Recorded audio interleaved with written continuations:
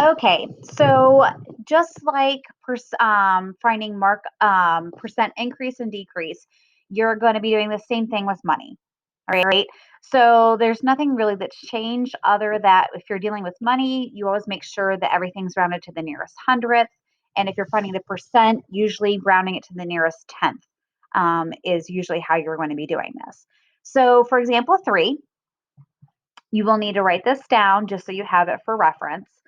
We learned that shoe markups can be up to 500%. So let's pretend you're at Famous Footies and are overhearing the employees try to determine the markup percent of a $40 pair of shoes, but they need to be them to be $95. A lot of businesses do this because they have to mark them up in order to cover costs of employees, the buildings, and everything else. So we need to figure out what their markup percent is. So again, we started with $40 and it's going up to 95 and $40 since that is our starting. All right, then we need to figure that out, figure out our X. Okay, so again, if we have 40 over 100 equals 95 over X. So when you go ahead and do 95 times 100 and divide it by 40, you're going to end up getting 237% and a half percent. That's how much those shoes were marked up from 100 to X. So how much were they worked up all together? They were marked up 137.5% is exactly how much that they got marked up from $40. Okay. Again, if we're going to go ahead and use the percent equation and figure that out, let me go ahead and make a little bit of room on my screen. All right, we're going to go ahead and again, we're going to do 95 minus the 40 over what the shoes started at, which was at 40.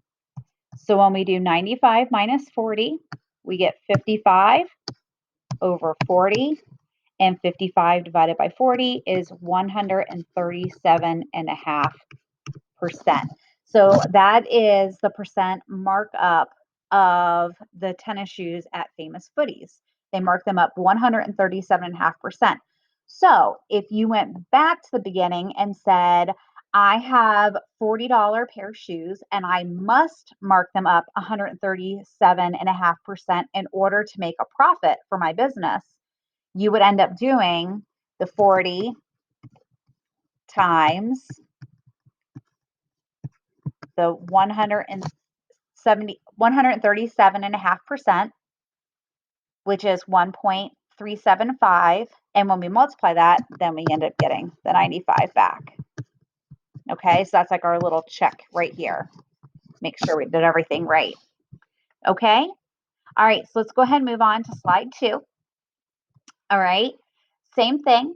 You are at the store and you see the price of a shirt is $30, but the sales price is $22.50. So we want to know what the markdown percentage of the shirt is. How much are we saving on the shirt? All right. So again, since this is going down, I'm going to go ahead and put the 30 on the farther side. So 30 was the original cost. So we put 100%. And our sales price is $22.50. We want to know what percent that is. Okay, so again, if we have 22.50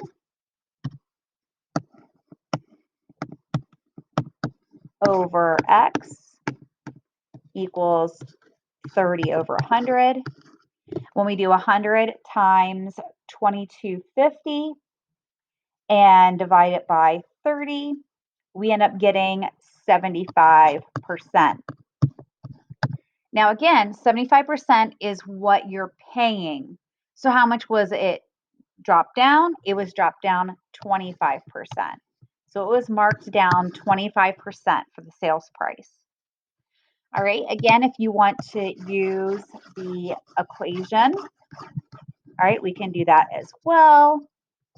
All right, we have 30 minus 22.50 all over 30 because that was the beginning price. So again, we subtract and we get 750 divided by 30, and we end up getting 0.25, which becomes 25%. Okay? All right, so that's how you use it with money. So now you are going to start practicing on your own.